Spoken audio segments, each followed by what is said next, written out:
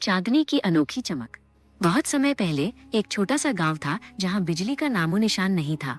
वहां नंदराम नाम का एक मेहनती किसान अपनी छोटी सी बेटी खुशबू के साथ रहता था।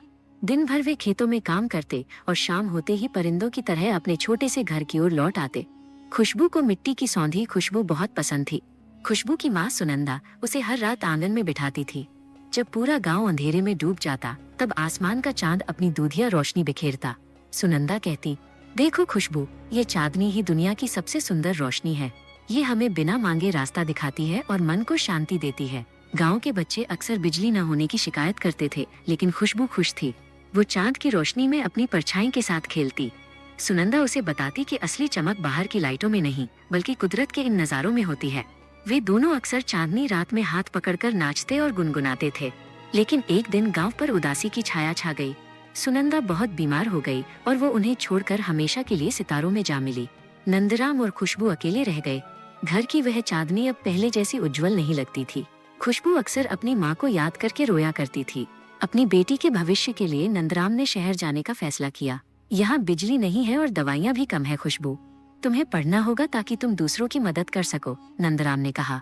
भारी मन से उन्होंने अपना सामान बांधा और अपने छोटे से गांव को अलविदा कह दिया। शहर की चकाचौंध और शोर शराबे में खुशबू का मन नहीं लगता था।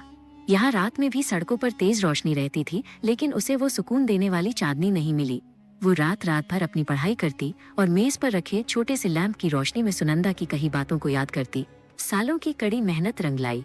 खुशबू एक काबिल डॉक्टर बन गई। उसने शहर के बड़े अस्पतालों में काम किया, लेकिन उसका दिल हमेशा अपने उसी गांव में बसा रहा जहां रातें काली पर खूबसूरत होती थीं।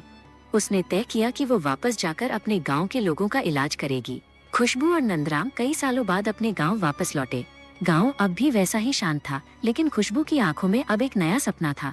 उसने अपने पुराने घर की साफ सफाई की और वहाँ एक छोटा सा क्लिनिक खोला। गाँव के लोग अपनी अपनी डॉक्टर बिटिया को देखकर बहुत खुश थे।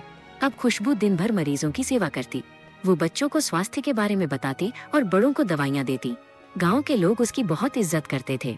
उसे अब समझ आया कि उसकी माँ सही कहती थी, सेवा की चमक ही जीवन की सबसे बड़ी रोशनी है। आज भी जब पूर्णिमा की रात होती है, खुशबू अपना बिस्तर आंगन में ही लगाती है।